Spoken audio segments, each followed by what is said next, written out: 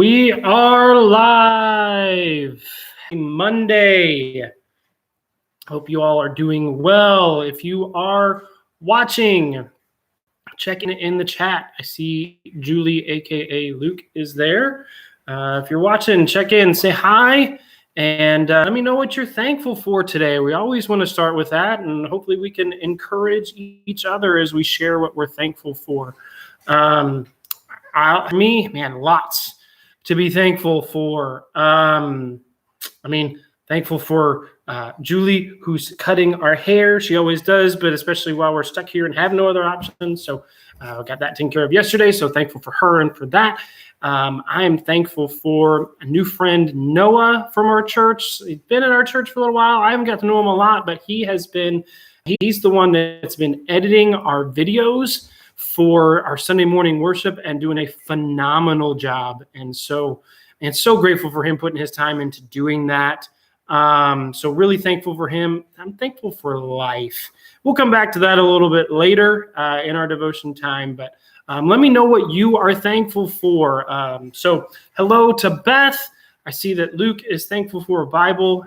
Yes, and thankful that we can have this time together with God's word here online too. So let me know what you are thankful for today. Might be something, spiritual, might just be something silly, fun, whatever. So I see hello from Tim. I see Scrinsics are checking in. So Alec is thankful for food and the Bible. I like that.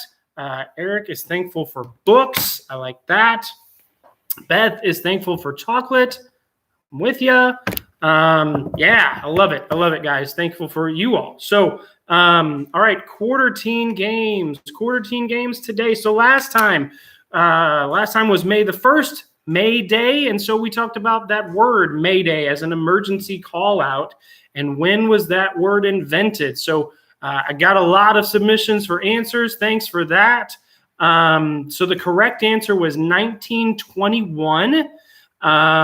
Further ago than I think any of our guesses, but several were very close. So I'm going to be generous again today. So let's see. Luke had guessed 1922. Caleb, Alec, and Eric all guessed 23. So 1923. So I'm going to give it to all of you. One word. So look. The fact that there were so many that were so close but not quite, I just want to remind us that we're guessing and not looking up. Also not looking up and giving something that's close but not exact to throw off that maybe we didn't look it up. So let's be honest, and I'm not saying anybody did, but I just want to give that reminder. How about that? Okay, so let's be honest and above. And again, it's for quarter. It really ain't worth lying and cheating about it anyway, right? Yes. All right, so today's question. Today is May the 4th. May the 4th be with you. Happy Star Wars Day. And I see Emmy checked in first. Luke said he agreed, thankful for Star Wars. I'm with you. I love it. So question for today, on what month and day did the original Star Wars movie come out? Okay, so we're talking about episode 4, A New Hope. What day, so month and day, did that movie come out? I'm not interested in the year. I'm guessing most of you probably have a pretty good idea of that. But to give us something a little more random, what day? Month and day, let me know what day you think Star Wars, the original, came out. All right?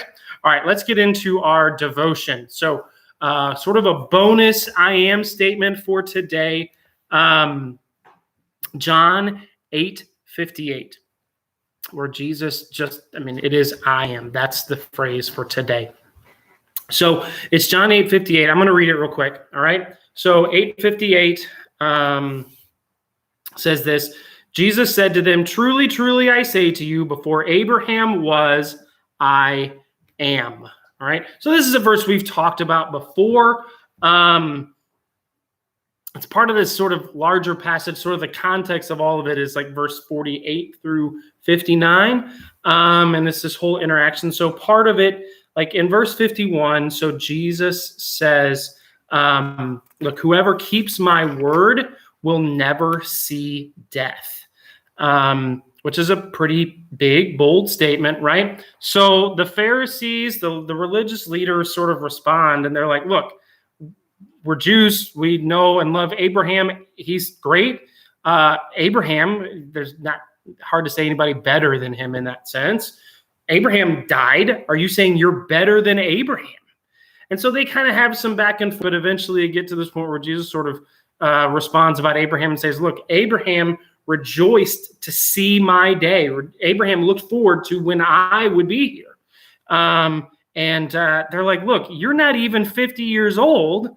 Have you seen Abraham? I mean, they probably think he's crazy at this point.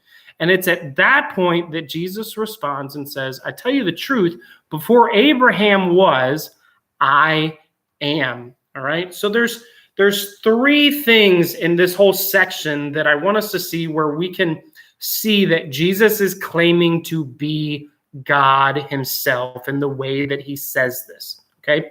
So one, I think we probably know fairly well because we've talked about this verse and you probably recognize the phrasing that Jesus uses, right? At first glance, the language sounds weird. Before Abraham was, I am. You're mixing verb tenses.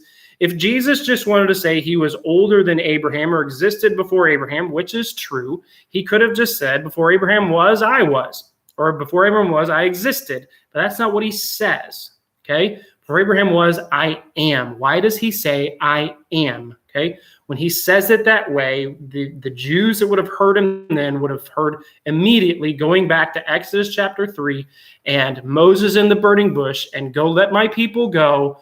And well, what am I supposed to say if they ask me who sent me? Tell them I am sent you.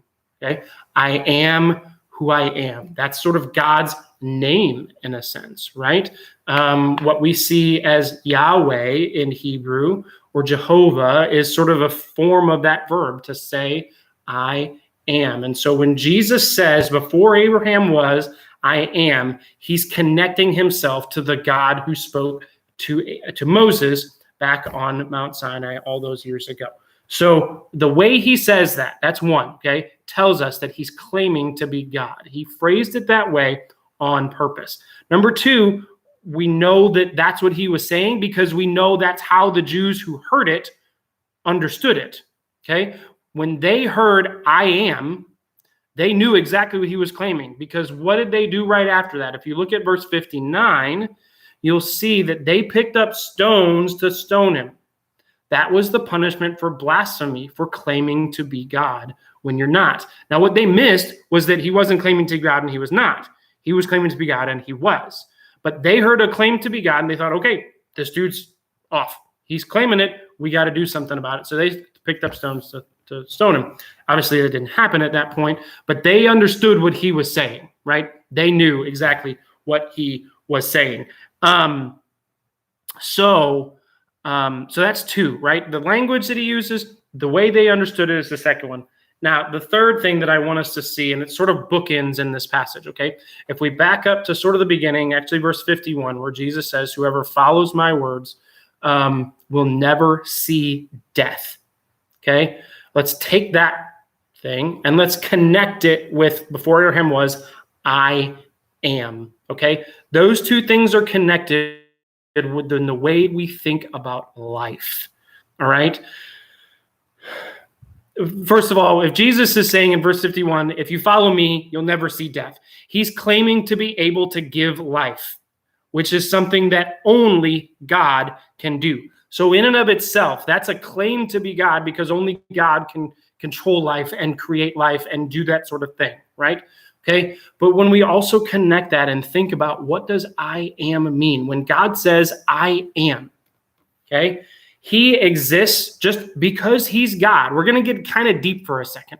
He exists just because he's God. He just is. We exist because God has created us. We have life because he has given us life. But he is just because he is. He has always been. That's hard for us to wrap our minds around, but that's the truth of what his word tells us, is that he is just because he is. I am that I am. The fact that he exists is just part of who he is. And he gives us life because he's giving us part of himself. to give us the ability of life because he has that within himself. And so when Jesus says, I can give you life, and when Jesus says, I am, those two things, especially as we put them together, tell us that he is the life giver. He is life itself, the way, the truth, and the life, right? He has that within himself, and only he can give that. So what does that mean for us, though? Okay, one, we worship him and follow him and obey him as God. Because of what he claimed to be, that's who he is. He is worthy of our devotion and worthy of our... Two, we need to tell him thank you for life, for the physical life that we have, for just the ability to exist and live, for the protection of our life during this time when there are a lot of people dying.